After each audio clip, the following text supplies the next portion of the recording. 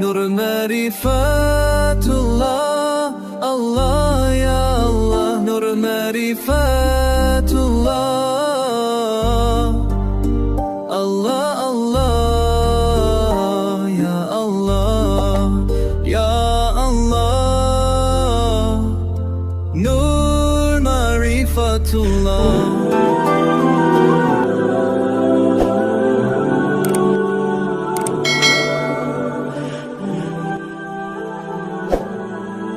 Abu Dzar Al-Ghifari, tokoh gerakan hidup sederhana. Ia datang ke Mekah terhuyung-huyung letih, tetapi matanya bersinar bahagia. Memang, sulitnya perjalanan dan panasnya udara padang pasir telah menyengat badannya dengan rasa sakit dan lelah. Tetapi tujuan yang hendak dicapainya telah meringankan penderitaan dan meniupkan semangat serta rasa gembira dalam jiwanya. Ia memasuki kota dengan menyamar, seolah-olah ia seorang yang hendak melakukan tawaf keliling berhala-berhala besar di Ka'bah. Atau seolah-olah musafir yang sesat dalam perjalanan, atau lebih tepat orang yang telah menempuh jarak amat jauh, yang memerlukan istirahat dan menambah perbekalan. Padahal seandainya orang-orang Mekah mengetahui bahwa kedatangannya itu untuk menemui Muhammad SAW dan mendengar keterangannya, pastilah mereka akan membunuhnya. Tetapi ia tak peduli akan dibunuh, asal saja setelah melintasi padang pasir luas, ia dapat menjumpai laki-laki yang dicarinya dan menyatakan iman kepadanya. Kebenaran dan dakwah yang diberikan Muhammad SAW dapat memuaskan hatinya. Ia terus melangkah sambil memasang telinga, dan setiap didengarnya orang memperkatakan Muhammad SAW, ia pun mendekat dan menyimak dengan hati-hati.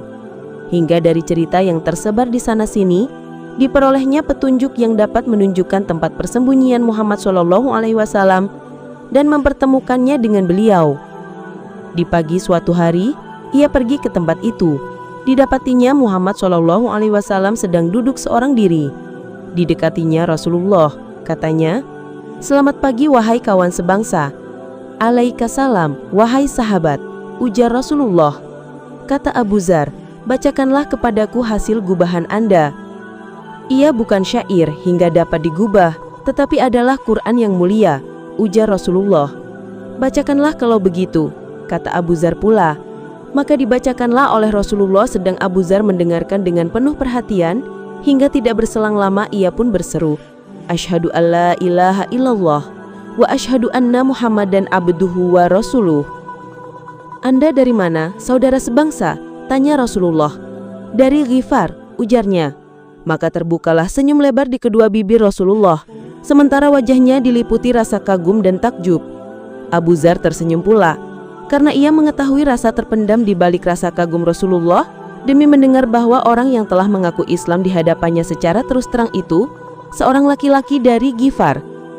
Ghifar adalah suatu kabilah atau suku yang tak ada taranya dalam soal menempuh jarak.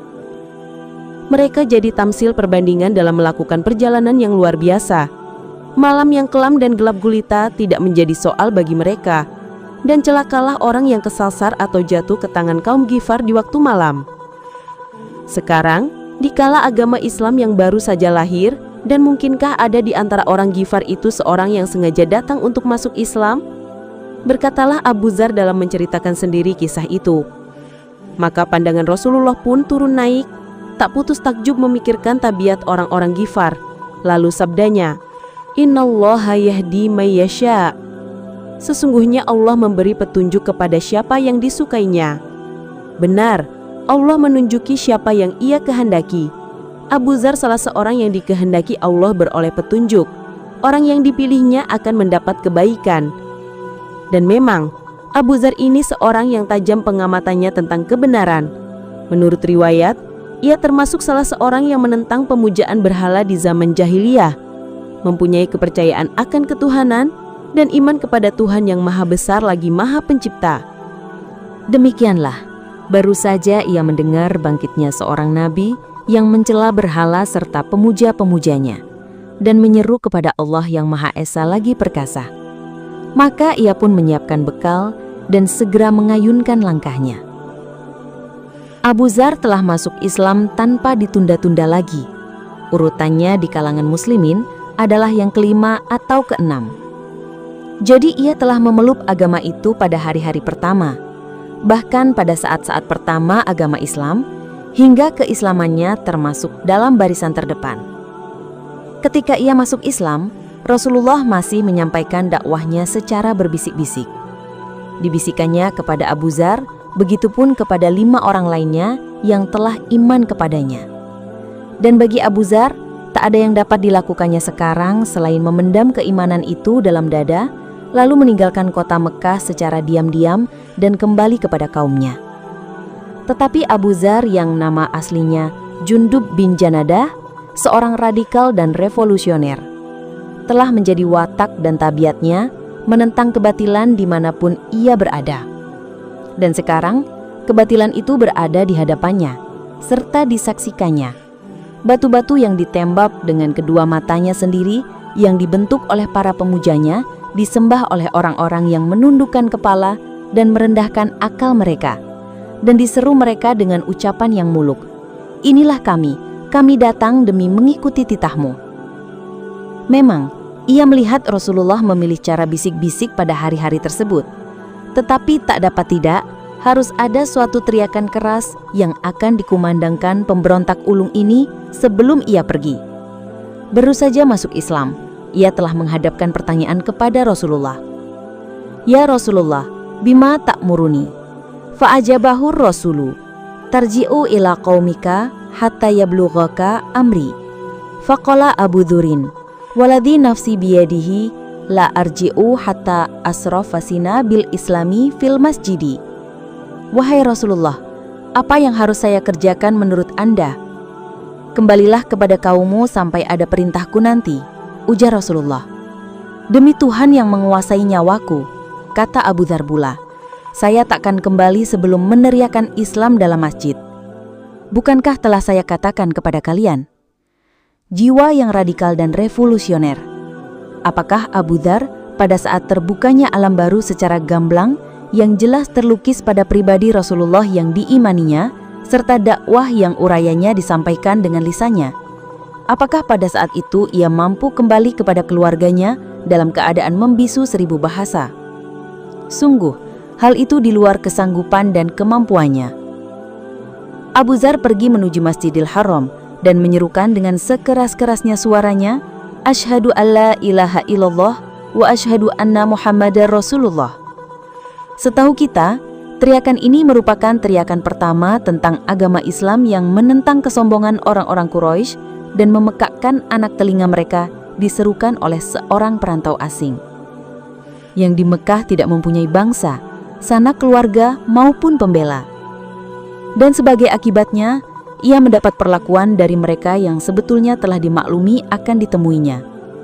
Orang-orang musyrik mengepung dan memukulnya hingga rubuh. Berita mengenai peristiwa yang dialami Abu Dzar itu akhirnya sampai juga kepada paman Nabi, Abbas. Ia segera mendatangi tempat terjadinya peristiwa tersebut. Tetapi dirasanya, ia tak dapat melepaskan Abu Dzar dari cengkeraman mereka kecuali dengan menggunakan diplomasi halus. Maka ia katakan kepada mereka, "Wahai kaum Quraisy, Anda semua adalah bangsa pedagang yang mau tak mau akan lewat di kampung Bani Jifar. Dan orang ini salah seorang warganya. Bila ia bertindak, akan dapat menghasut kaumnya untuk merampok kafilah-kafilahmu." Mereka pun sama menyadari hal itu, lalu pergi meninggalkannya. Tetapi Abu Dzar yang telah mengenyam manisnya penderitaan dalam membela agama Allah, tak hendak meninggalkan Mekah sebelum berhasil beroleh tambahan dari dharma baktinya. Demikianlah pada hari berikutnya, tampak olehnya 2 orang wanita sedang tawaf keliling berhala-berhala Usaf dan Nailah sambil memohon padanya. Abu Dzar segera berdiri menghadangnya, lalu di hadapan mereka berhala-berhala itu dihina sejadi-jadinya. Kedua wanita itu memekik berteriak hingga orang-orang gempar dan berdatangan laksana belalang, lalu mengujani Abu Dzar dengan pukulan hingga tak sadarkan diri. Ketika ia siuman, maka yang diserunya tiada lain hanyalah bahwa tiada Tuhan yang hak diibadahi melainkan Allah, dan bahwa Muhammad itu utusan Allah. Maklumlah sudah roskan watak dan tabiat murid barunya yang ulung ini, serta keberaniannya yang menakjubkan dalam melawan kebatilan. Hanya sayang saatnya belum lagi tiba. Maka diulanginyalah perintah agar dia pulang sampai bila telah didengarnya nanti Islam lahir secara terang-terangan, ia dapat kembali dan turut mengambil bagian dalam percaturan dan aneka peristiwanya. Abu Dzar kembali mendapatkan keluarga serta kaumnya dan menceritakan kepada mereka tentang Nabi yang baru diutus Allah, yang menyeru agar mengabdi kepada Allah yang Maha Esa dan membimbing mereka supaya berakhlak mulia. Seorang demi seorang kaumnya masuk Islam. Bahkan usahanya tidak terbatas pada kaumnya semata, tapi dilanjutkannya pada suku lain yaitu suku Aslam. Di tengah-tengah mereka, ia pancarkan cahaya Islam. Hari-hari berlalu mengikuti peredaran massa. Rasulullah telah hijrah ke Madinah dan menetap di sana bersama kaum muslimin. Pada suatu hari, satu barisan panjang yang terdiri atas para pengendara dan pejalan kaki menuju pinggiran kota, meninggalkan kepulan debu di belakang mereka. Kalau bukanlah bunyi suara takbir mereka yang gemuruh, tentulah yang melihat akan menyangka mereka itu suatu pasukan tentara musyrik yang hendak menyerang kota. Rombongan besar itu semakin dekat, lalu masuk ke dalam kota dan menunjukkan langkah mereka ke masjid Rasulullah dan tempat kediamannya. Ternyata rombongan itu tiada lain dari kabilah-kabilah Hifar dan Aslam yang dikerahkan semuanya oleh Abu Dzar dan tanpa kecuali telah masuk Islam. Laki-laki, perempuan, orang tua, remaja, dan anak-anak. Sudah selayaknya lah Rasulullah semakin takjub dan kagum. Belum lama berselang, ia takjub ada seorang laki-laki dari Ghifar yang menyatakan keislaman di hadapannya. Sabdanya menunjukkan ketakjuban itu. Innallaha yahdi man yasha. Maka sekarang yang datang itu adalah seluruh warga Ghifar yang menyatakan keislaman mereka. Telah beberapa tahun nyamannya mereka menganut agama itu, semenjak mereka diberi hidayah Allah di tangan Abu Dzar, dan ikut pula bersama mereka suku Aslam. Raksasa garong dan komplotan setan telah beralih rupa menjadi raksasa kebajikan dan pendukung kebenaran. Nah, tidakkah sesungguhnya Allah memberi petunjuk kepada siapa yang dikehendakinya? Rasulullah melayangkan pandangannya kepada wajah-wajah yang berseri-seri, pandangan yang diliputi rasa haru dan cinta kasih. Sambil menoleh kepada suku Ghifar, ia bersabda, Ghifarun ghafarallahu laha. Suku Ghifar telah digofar, diampuni oleh Allah. Kemudian sambil menghadap kepada suku Aslam, sabdanya pula, Wa aslamu salamahallahu. Suku Aslam telah disalam, diterima dengan damai oleh Allah. Dan mengenai Abu Dzar, mubalik ulung yang berjiwa bebas dan bercita-cita mulia itu, tidakkah Rasulullah akan menyampaikan ucapan istimewa kepadanya? Tidak perlu lagi, pastilah ganjarannya tidak terhingga, serta ucapan kepadanya dipenuhi berkah. Dan tentulah pada dadanya akan tersemat bintang tertinggi, begitupun riwayat hidupnya akan penuh dengan medali. Turunan demi turunan serta generasi demi generasi akan berlalu pergi, tetapi manusia akan selalu mengulang-ulang apa yang disabdakan oleh Rasulullah SAW mengenai Abu Dzar ini. Ma aqalatil abra'u wala adlatil hadra'u asdaqa lamajatun min Abi Dzarin. Takkan pernah lagi dijumpai di bawah langit ini orang yang lebih benar ucapannya dari Abu Dzar. Lebih benarkah ucapannya dari Abu Dzar? Sungguh, Rasulullah SAW bagai telah membaca hari depan sahabatnya itu dan menyimpulkan kesemuanya pada kalimat tersebut. Kebenaran yang disertai keberanian, itulah prinsip hidup Abu Dzar secara keseluruhan. Benar batinnya, benar pula lahirnya. Benar akidahnya, benar pula ucapannya. Akan menjalani hidupnya secara benar, tidak akan melakukan kekeliruan, dan kebenarannya itu bukanlah keutamaan yang bisu, karena bagi Abu Dzar, kebenaran yang bisu bukanlah kebenaran. Yang dikatakan benar ialah menyatakan secara terbuka dan terus terang, yakni menyatakan yang hak dan menentang yang batil, menyokong yang betul dan meniadakan yang salah. Benar itu kecintaan penuh terhadap yang hak, mengemukakannya secara berani dan melaksanakannya secara terpuji. Dengan penglihatannya yang tajam, bagai menembus ke alam gaib yang jauh tidak terjangkau atau samudra yang tidak terselami, Rasulullah SAW menampakkan segala kesusahan yang akan dialami oleh Abu Dzar sebagai akibat dari kebenaran dan ketegasannya. Maka selalu dipesankan kepadanya agar melatih diri dengan kesabaran dan tidak terburu nafsu. Pada suatu hari, Rasulullah mengemukakan kepadanya pertanyaan berikut ini. Wahai Abu Dzar, bagaimana pendapatmu bila menjumpai para pembesar yang mengambil barang upeti untuk diri mereka pribadi? Jawab Abu Dzar, demi yang telah mengutus Anda dengan kebenaran, akan saya tebas mereka dengan pedangku. Sabda Rasulullah pula, maukah kamu aku beri jalan yang lebih baik dari itu? Bersabar sampai kamu menemuiku. Iyalah, tahukah Anda kenapa Rasulullah mengajukan pertanyaan seperti itu? Itulah persoalan pembesar dan harta. Nah, itulah persoalan pokok bagi Abu Dzar dan untuk itu ia harus membaktikan hidupnya.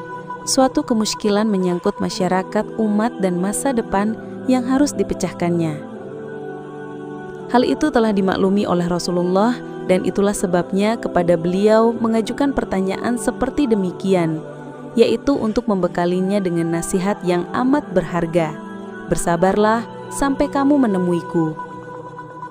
Maka Abu Dzar akan selalu ingat kepada wasiat guru dan Rasul ini. Ia tiadalah akan menggunakan ketajaman pedang terhadap para pembesar yang mengaut kekayaan dari harta rakyat sebagai ancamannya dulu.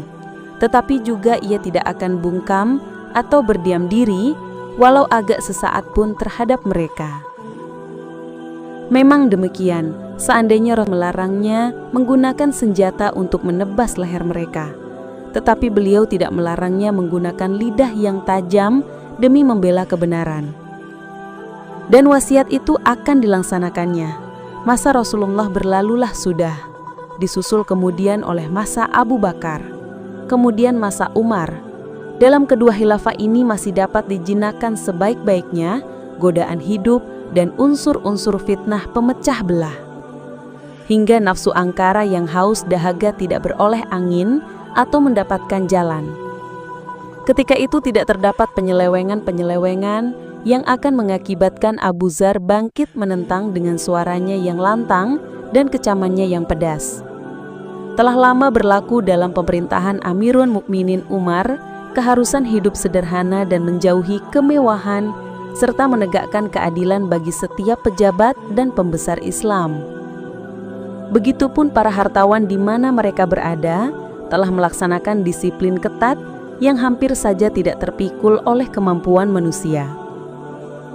Tiada seorang pun di antara pejabatnya, baik di Irak, di Syria, Syan'ah, atau di negeri yang jauh letaknya sekalipun, yang memakan panganan mahal yang tidak terjangkau oleh rakyat biasa, kecuali selang beberapa hari berita itu akan sampai kepada Umar dan perintah keras pun akan memanggil pejabat yang bersangkutan menghadap Khalifah di Madinah untuk menjalani pemeriksaan ketat. Maka Abu Dzar akan tenanglah kalau demikian tentram dan damai selama Al-Faruqul Azim masih menjabat Amirul Mukminin dan selama Abu Dzar dalam kehidupannya tidak diganggu oleh kepincangan-kepincangan seperti penumpukan harta dan penyalahgunaan kekuasaan, maka dengan pengawasan Umar Ibnul Khattab yang ketat terhadap pihak penguasa dan pembagian yang merata terhadap harta, berarti telah memberikan kepuasan dan kelegaan kepada dirinya. Dan dengan demikian, dapatlah ia memusatkan perhatiannya dalam beribadah kepada Allah Penciptanya dan berjihad di jalannya, tanpa sedikit pun hendak berdiam diri jika melihat kesalahan-kesalahan di sana-sini yang ketika itu memang jarang terjadi.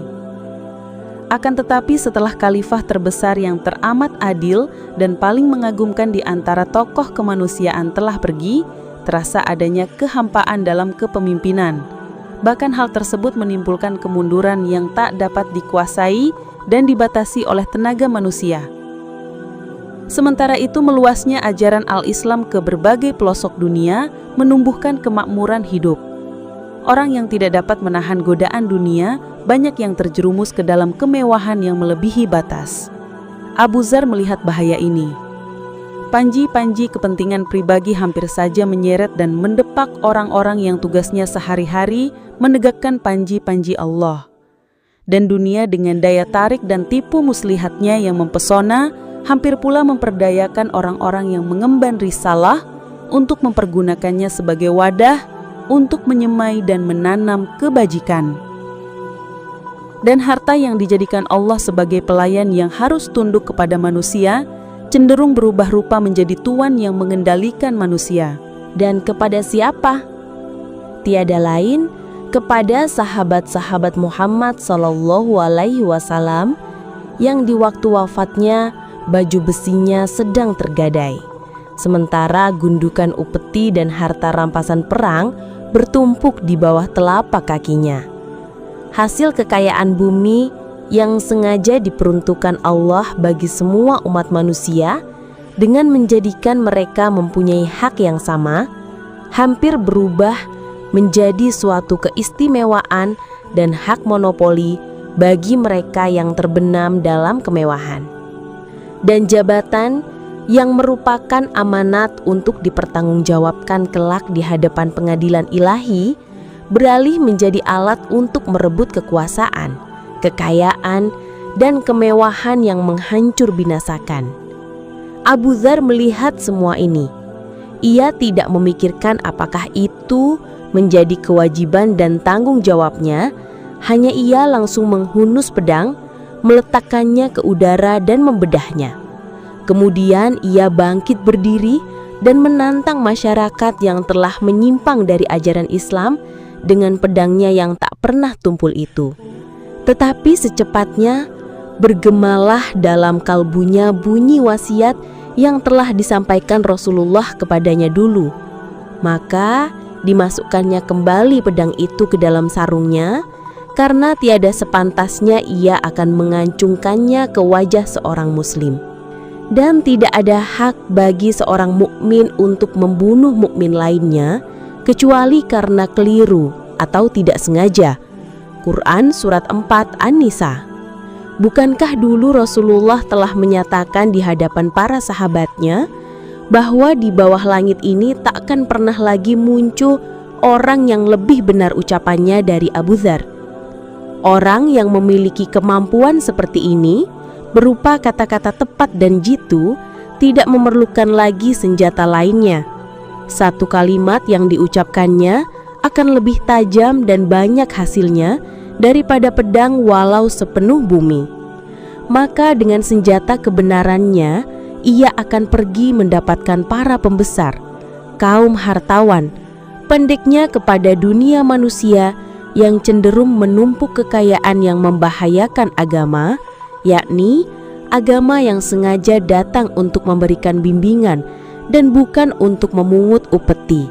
Sebab kenabian bukan suatu kerajaan, menjadi rahmat karunia bukan azab sengsara, mengajarkan kerendahan hati bukan kesombongan diri, persamaan bukan pengkastaan, kesahajaan bukan keserakahan, kesederhanaan bukan keborosan, kedamaian dan kebijaksanaan dalam menghadapi hidup bukan terpedaya dan mati-matian dalam mengejarnya.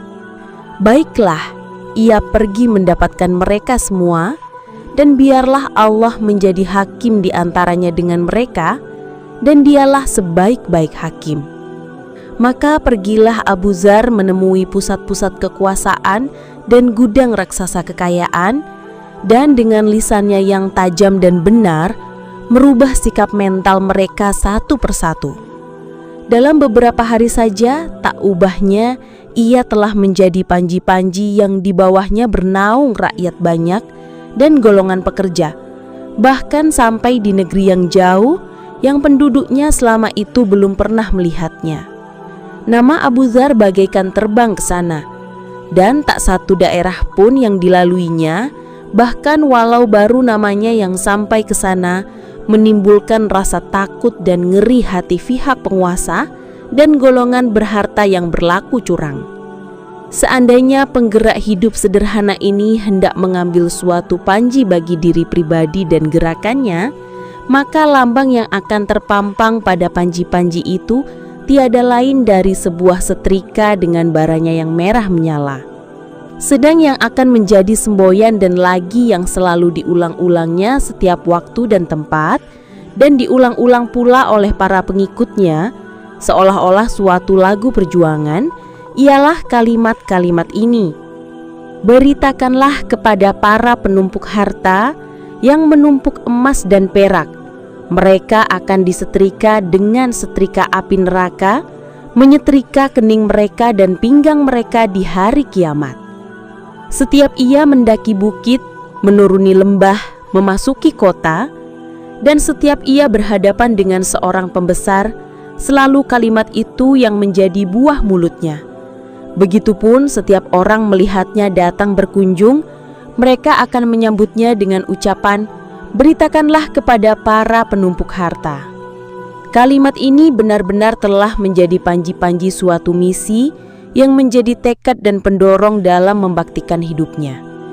Demi dilihatnya harta itu telah ditumpuk dan dimonopoli, serta jabatan disalahgunakan untuk memupuk kekuatan dan mengaut keuntungan, serta disaksikan bahwa cinta dunia telah merajalela dan hampir saja melumari hasil yang telah dicapai di tahun-tahun kerasulan berupa keutamaan dan kesalihan, kesungguhan dan keikhlasan, Abu Dzar menunjukkan sasarannya yang pertama terhadap poros utama kekuasaan dan gudang raksasa kekayaan, yaitu Syria, tempat bercokolnya Muawiyah bin Abi Sufyan yang memerintah wilayah Islam paling subur, paling banyak hasil bumi, dan paling kaya dengan barang upeti. Di sana tanah-tanah luas, gedung-gedung tinggi dan harta berlimpah telah menggoda sisa-sisa yang tinggal dari pemikul dakwah. Maka Abu Dzar harus cepat mengatasinya sebelum hal itu berlarut-larut, sebelum pertolongan datang terlambat hingga nasi sudah menjadi bubur, dan secepat kilat berangkat ke Syria. Dan demi berita itu di pemimpin gerakan hidup sederhana ini pun berkemas-kemas, dengan semangat menyala penuh kerinduan, dan mengikuti dengan dengar oleh rakyat jelata, mereka pun menyambut kedatangan kemana perginya. "Bicaralah wahai Abu Dzar," kata mereka, "bicaralah wahai sahabat Rasulullah." Abu Dzar melepaskan pandangan menyelidik ke arah orang-orang yang berkerumun. Dilihatnya kebanyakan mereka adalah orang-orang miskin yang dalam kebutuhan. Lalu dilayangkan pandangannya ke arah tempat-tempat ketinggian yang tidak jauh letaknya dari sana, maka tampaklah olehnya gedung-gedung dan mahligai tinggi. Berserulah ia kepada orang-orang yang berhimpun sekelilingnya itu, "Saya heran melihat orang yang tidak punya makanan di rumahnya, kenapa ia tidak mendatangi orang-orang itu dengan menghunus pedangnya?" Tetapi segera pula teringat olehnya wasiat Rasulullah yang menyuruhnya memilih cara evolusi daripada cara revolusi, menggunakan kata-kata tandas daripada senjata pedang. Maka ditinggalkannya lah bahasa perang dan kembali menggunakan bahasa logika dan kata-kata jitu. Diajarkannya lah kepada orang-orang itu bahwa mereka sama tak ubah bagai gigi-gigi sisir, bahwa semua mereka berserikat dalam rizki, bahwa tak ada kelebihan seseorang dari lainnya kecuali dengan takwa, dan bahwa pemimpin serta pembesar dari suatu golongan haruslah yang pertama kali menderita kelaparan sebelum anak buahnya, sebaliknya yang paling belakang menikmati kekenyangan setelah mereka. Dengan ucapan serta keberaniannya, Abu Dzar telah memutuskan untuk membentuk suatu pendapat umum di setiap negeri Islam, hingga dengan kebenaran, kekuatan, dan ketangguhannya menjadi kekangan terhadap para pembesar dan kaum hartawan, dan dapat mencegah munculnya suatu golongan yang menyalahgunakan kekuasaan atau menumpuk harta kekayaan. Dalam beberapa hari saja, daerah Syria seakan berubah menjadi sel-sel lebah yang tiba-tiba menemukan ratu yang mereka taati. Dan seandainya Abu Dzar memberikan isyarat untuk berontak, pastilah api pemberontakan akan berkobar. Tetapi sebagai telah kita katakan tadi, niatnya hanya terbatas untuk membentuk suatu pendapat umum yang harus dihormati, dan agar ucapannya menjadi buah bibir di tempat-tempat pertemuan, di masjid dan di jalan-jalan. Bahaya terhadap perbedaan-perbedaan yang timbul itu mencapai puncaknya ketika ia mengadakan dialog dengan Muawiyah di hadapan umum, di mana yang hadir menyampaikan kepada yang tidak hadir, dan beritanya bagaikan terbang di bawah angin. Abu Dzar tampil sebagai orang yang paling jitu ucapannya, sebagai telah dilukiskan oleh Nabi sebagai gurunya, dengan tidak merasa gentar dan tanpa tedeng aling-aling. Ditanyanya Muawiyah tentang kekayaannya sebelum menjadi wali negeri dan kekayaannya sekarang, mengenai rumah yang dihuninya di Mekah dulu dan mahligai-mahligainya yang terdapat di Syria dewasa ini. Kemudian, dihadapkannya pertanyaan kepada para sahabat yang duduk di sekelilingnya, yaitu yang ikut bersama Muawiyah ke Syria dan telah memiliki gedung-gedung serta tanah-tanah pertanian yang luas pula. Lalu ia berseru kepada semua yang hadir, "Apakah tuan-tuan yang sewaktu Quran diturunkan kepada Rasulullah, ia berada di lingkungan tuan-tuan?" Jawaban pertanyaan itu diberikannya sendiri. Katanya, "Benar, kepada tuan-tuanlah Al-Quran diturunkan, dan tuan-tuanlah yang telah mengalami sendiri berbagai peperangan." Kemudian diulanginya pertanyaannya, "Tidakkah tuan-tuan jumpai dalam Al-Quran ayat ini? Walladzina yakdiruna dhahaba wal fiddata wa la yunfikunaha fi sabilillahi fabashirhum bi'adzabin alihim. Yauma yuhma 'alaiha fi nari jahannama fatukwa bima jibahuhum wa junubuhum wa duhuruhum hadza ma kanastum li anfusi fadzuku ma kuntum takdirun." Dan orang-orang yang menyimpan emas dan perak dan tidak menafkahkannya di jalan Allah, bahwa mereka akan menerima siksa yang pedih, yaitu ketika emas dan perak dipanaskan dalam api neraka, lalu disetrikakan ke kening, ke pinggang, dan ke punggung mereka, sambil dikatakan, "Nah, inilah dia yang kalian simpan untuk diri kalian itu, maka rasailah akibatnya." Muawiyah memotong jalan pembicaraannya, katanya, "Ayat ini diturunkan kepada ahlul kitab." "Tidak," seru Abu Dzar, "bahkan ia diturunkan kepada kita dan kepada mereka." Abu Dzar melanjutkan ucapannya, menasihati Muawiyah dan para anak buahnya agar melepaskan gedung, tanah serta harta kekayaan itu, dan tidak menyimpan untuk diri masing-masing kecuali sekedar keperluan sehari-hari. Berita tentang Abu Dzar dan soal jawab ini tersebar dari mulut ke mulut, dari orang banyak ke orang banyak. Semboyannya semakin nyaring terdengar di rumah-rumah dan di jalan-jalan. Sampaikan kepada para penumpuk harta akan setrika api neraka. Muawiyah sadar akan adanya bahaya. Ia cemas akan akibat ucapan tokoh ulung ini. Tetapi ia pun mengerti akan pengaruh dan kedudukannya, hingga tidak akan melakukan hal-hal yang menyakitkannya. Hanya dengan segera ditulisnya surat kepada Khalifah Utsman radhiyallahu anhu, menyatakan Abu Dzar telah merusak orang-orang di Syria. Dar datang ke Madinah. Kembali Abu Dzar berkemas-kemas. Sebagai jawabannya, Utsman mengirim surat meminta Abu Dzar pada hari keberangkatannya itu, Syria menyaksikan saat-saat menyingsingkan kaki celananya lalu berangkat ke Madinah. Dan perpisahan dan ucapan selamat jalan dari halayak ramai, suatu peristiwa yang luar biasa yang belum pernah disaksikannya selama ini. "Aku tidak memerlukan dunia, tuan-tuan." Demikianlah jawaban yang diberikan oleh Abu Dzar kepada Utsman setelah ia tiba di Madinah, yakni setelah berlangsung sahabatnya itu, dan berita-berita yang berdatangan kepadanya dari seluruh pelosok yang menyatakan dukungan sebagian besar rakyat terhadap pendapat Abu Dzar. Utsman menyadari sepenuhnya bahaya gerakan ini dan kekuatannya. Dari itu ia mengambil keputusan akan membatasi langkahnya, yaitu dengan menyuruh Abu Dzar tinggal di dekatnya di Madinah. Keputusan itu disampaikan dan ditawarkan oleh khalifah secara lunak, lembut, dan bijaksana. Katanya, "Tinggallah di sini di sampingku, disediakan unta yang gemuk yang akan mengantarkan susu pagi dan sore." "Aku tidak memerlukan dunia, tuan-tuan," ujar Abu Dzar. Benar, ia tidak memerlukan dunia manusia, karena ia termasuk golongan orang suci yang mencari kekayaan ruhani dan menjalani kehidupan untuk memberi dan bukan untuk menerima. Dimintanyalah kepada Khalifah Utsman radhiyallahu anhu agar ia diberi izin tinggal di Rabazah, maka diperkenankanlah. Dalam hangat-hangatnya gerakan revolusi itu, Abu Dzar tetap memelihara amanat Allah dan Rasul-Nya dan meresapkan sampai ke tulang sumsumnya nasihat yang diberikan oleh Nabi Shallallahu Alaihi Wasallam agar tidak menggunakan senjata.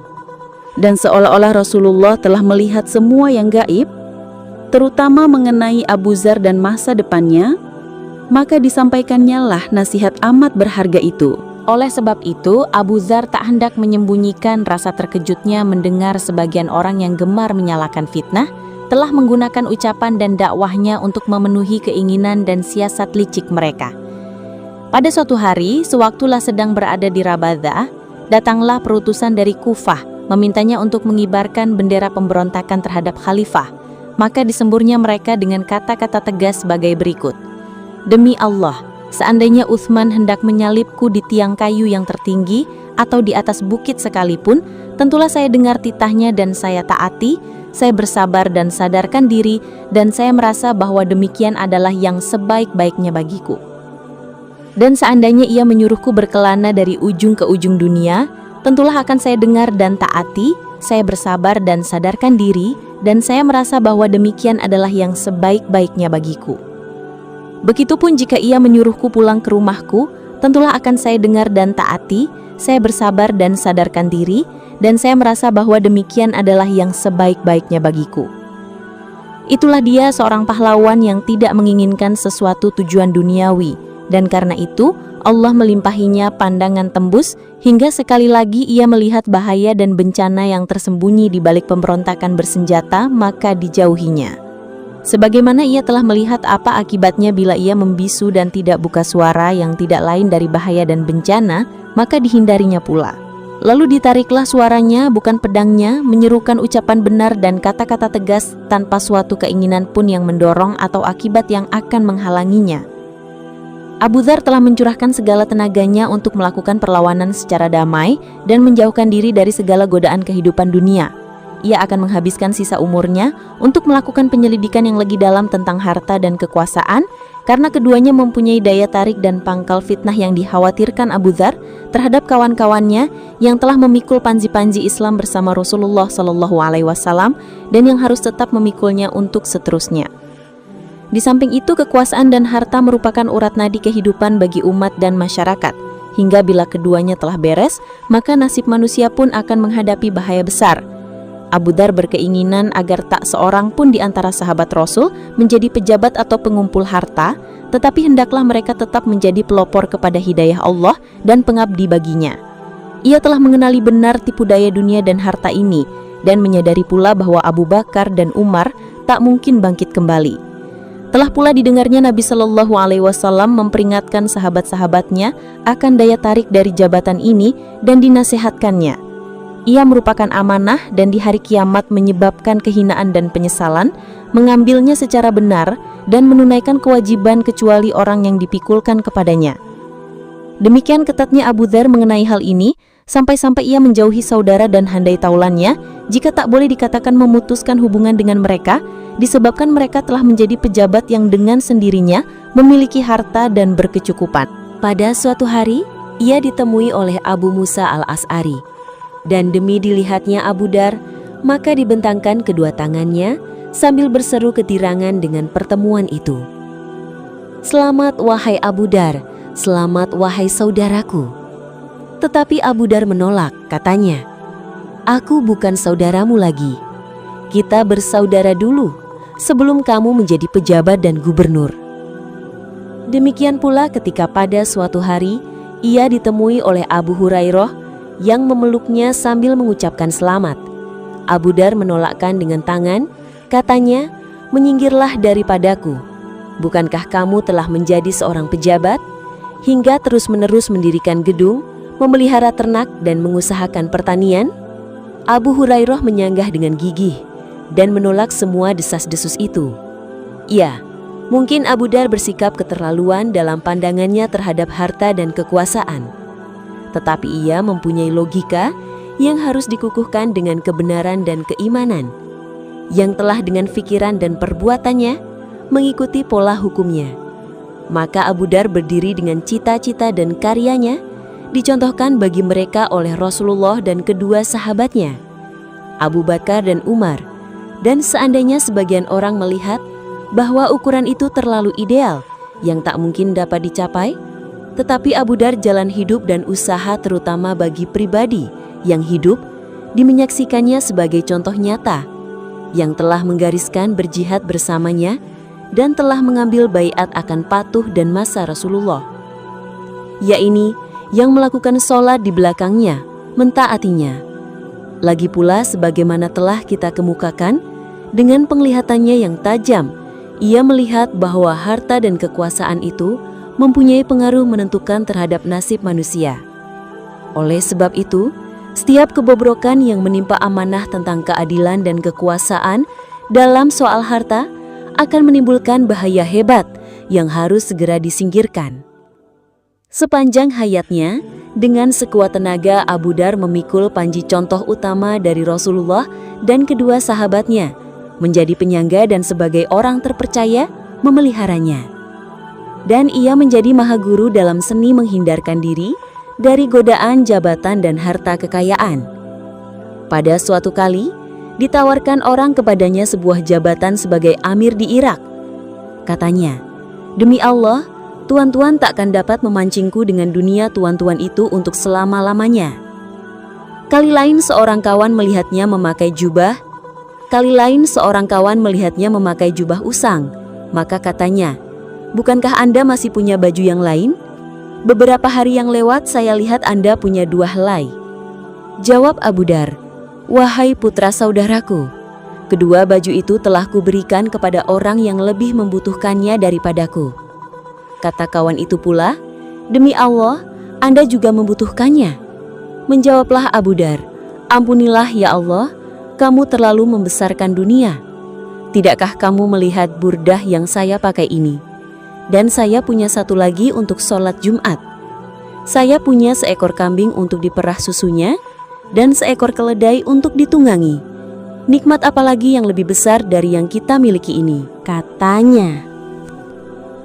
Pada suatu hari ia duduk menyampaikan sebuah hadis. "Aku diberi wasiat oleh junjunganku dengan 7 perkara. Disuruhnya aku agar menyantuni orang-orang miskin dan mendekatkan diri kepada mereka. Disuruhnya aku melihat kepada orang yang di bawahku dan bukan kepada orang yang di atasku. Disuruhnya aku agar tidak meminta sesuatu kepada orang lain. Disuruhnya aku agar menghubungkan tali silaturahmi. Disuruhnya aku mengatakan yang hak walaupun pahit. Disuruhnya aku agar dalam menjalankan agama Allah tidak takut celaan orang. Dan disuruhnya agar memperbanyak menyebut la haula wala quwata illa billah." Sungguh, ia hidup menjalani wasiat itu, dan ditempanya corak hidupnya sesuai dengan wasiat itu, hingga ia pun menjadi hati nurani masyarakat dari umat dan bangsanya. Berkata Imam Ali, "Tak seorang pun tinggal sekarang ini yang tidak memperdulikan celaan orang dalam menegakkan agama Allah kecuali Abu Dzar. Hidupnya dibaktikan untuk menentang penyalahgunaan kekuasaan dan penumpukan harta, untuk menjatuhkan tanggung jawab, untuk menyampaikan nasihat dan yang salah dan menegakkan yang benar, mengambil alih ingatan. Mereka larang ia memberikan fatwa, tapi suaranya bertambah lantang.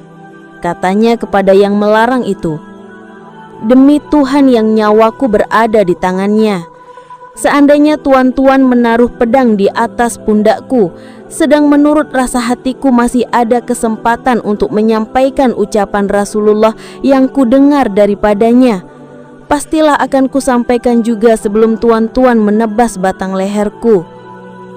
Wahai, kenapa kaum muslimin tak hendak mendengarkan nasihat dan tutur katanya waktu itu? Seandainya mereka dengarkan, pastilah fitnah yang berkobar dan berlarut-larut yang menjerumuskan pemerintah dan masyarakat Islam pada bahaya, padam dan mati dalam kandungan." Sekarang Abu Dzar sedang menghadapi sakaratul maut di Rabazah. suatu tempat yang dipilihnya sebagai tempat kediaman setelah terjadi perbedaan pendapat dengan Utsman radhiyallahu anhu. Nah, marilah kita mendapatkannya untuk melepas kepergian orang besar ini dan menyaksikan akhir kesudahan dari kehidupannya yang luar biasa. Seorang perempuan kurus yang berkulit kemerah-merahan dan duduk dekatnya menangis. Perempuan itu adalah istrinya. Abu Dzar bertanya kepadanya, "Apa yang kamu tangiskan, padahal maut itu pasti datang?" Jawabnya, "Karena Anda akan meninggal, padahal pada kita tak ada kain untuk kafanmu." Abu Dzar tersenyum dengan amat ramah, seperti halnya orang yang hendak merantau jauh. Lalu berkata kepada istrinya itu, "Janganlah menangis. Pada suatu hari, ketika saya berada di sisi Rasulullah bersama beberapa orang sahabatnya, saya dengar beliau bersabda, 'Pastilah ada salah seorang di antara kalian yang akan meninggal di padang pasir liar, yang akan disaksikan nanti oleh serombongan orang-orang beriman.' Semua yang ada di majelis Rasulullah itu telah meninggal di kampung dan di hadapan jamaah kaum muslimin. Tak ada lagi yang masih hidup di antara mereka kecuali daku. Nah, inilah daku sekarang menghadapi maut di padang pasir. Maka perhatikanlah olehmu jalan. Siapa tahu kalau rombongan orang-orang beriman itu sudah datang. Demi Allah, saya tidak bohong dan tidak pula dibohongi." Dan ruhnya pun kembali ke hadirat Allah. Dan benarlah, tidak salah.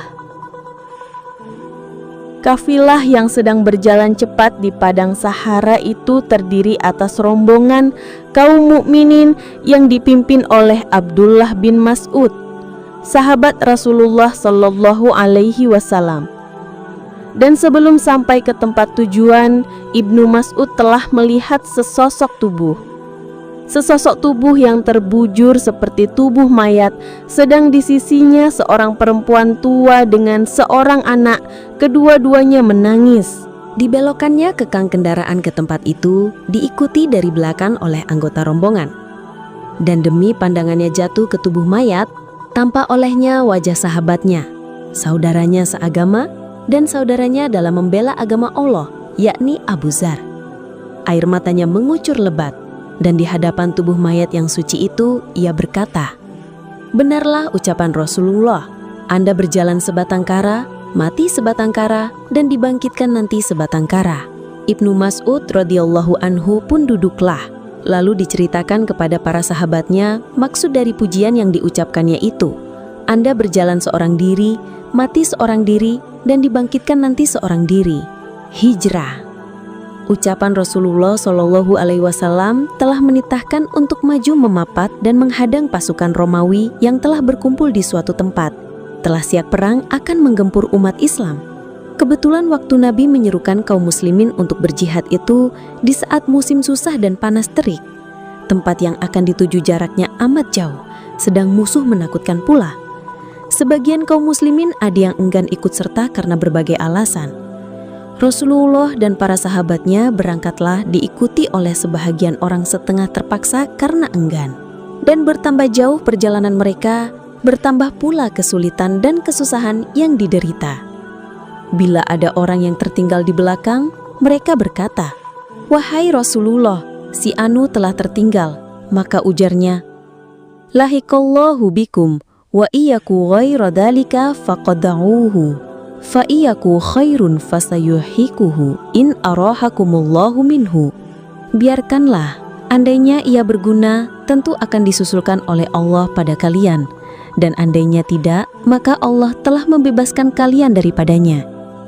Pada suatu kali mereka melihat berkeliling, kiranya tiada tampak oleh mereka Abu Dzar. Maka kata mereka kepada Rasulullah Shallallahu Alaihi Wasallam, "Abu Dzar telah tertinggal, keledainya menyebabkan ia terlambat." Rasulullah mengulangi jawabannya tadi.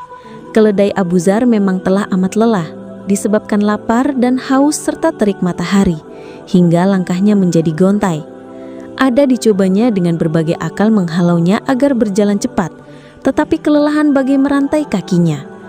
Abu Dzar merasa bahwa jika demikian, ia akan ketinggalan jauh dari kaum muslimin hingga tak dapat mengikuti jejak mereka. Maka ia pun turun dari punggung kendaraannya, diambilnya barang-barang, dan dipikul di atas punggungnya, lalu diteruskannya perjalanan dengan berjalan kaki. Dipercepatlah langkahnya di tengah-tengah padang pasir yang panas bagai menjala itu agar dapat menyusul Rasulullah SAW dan para sahabatnya. Di waktu pagi ketika kaum muslimin telah menurunkan barang-barang mereka untuk beristirahat, tiba-tiba salah seorang dari anggota rombongan melihat dari kejauhan debu naik ke atas, sedang di belakangnya kelihatan sosok tubuh seorang laki-laki yang mempercepat langkahnya.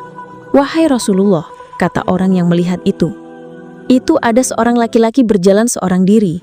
Ujar Rasulullah, "Mudah-mudahan orang itu Abu Dzar." Mereka melanjutkan pembicaraan sambil menunggu pendatang itu selesai menempuh jarak yang memisahkan mereka, di saat mana mereka akan mengetahui siapa dia. Musafir mulia itu mendekati mereka secara lambat. Langkahnya bagai disentakan dari pasir lembut yang membara, sementara beban di punggung bagai menggantungi tubuhnya. Namun ia tetap gembira penuh harapan karena berhasil menyusul kafilah yang dilingkungi Barkah dan tidak ketinggalan dari Rasulullah dan saudara-saudaranya seperjuangan. Setelah ia sampai dekat rombongan, seorang berseru, "Wahai Rasulullah, demi Allah ia Abu Dzar." Sementara itu Abu Dzar menunjukkan langkahnya ke arah Rasulullah, dan demi Rasulullah melihatnya, tersungginglah senyuman di kedua bibir beliau. Sebuah senyuman yang penuh santun dan belas kasihan. Sabdanya, "Yarhamullahu Aba Dzarin, yamshi wahdahu, wa yamutu wahdahu, wa yub'atsu wahdahu." Semoga Allah melimpahkan rahmatnya kepada Abu Dzar. Ia berjalan sebatang kara, meninggal sebatang kara, dan dibangkitkan nanti sebatang kara. Setelah berlalu masa 20 tahun atau lebih dari hari yang kita sebutkan tadi, Abu Dzar wafat di padang pasir Rabazah sebatang kara. Setelah sebatang kara pula, ia menempuh orang satu-satunya. Dan dalam lembaran sejarah, ia muncul sebatang kara, yakni hidup yang luar biasa yang tak seorang pun dapat menyamainya, baik dalam keagungan zuhud maupun keluhuran cita. Dan kemudian di sisi Allah, ia akan dibangkitkan nanti sebagai tokoh yang satu-satunya, karena dengan tumpukan jasanya yang tidak terpemadai banyaknya, tak ada lowongan untuk orang lain untuk berdampingan. Sekian video kali ini, jangan lupa like, comment, and subscribe. See you next video. Wassalamualaikum warahmatullahi wabarakatuh.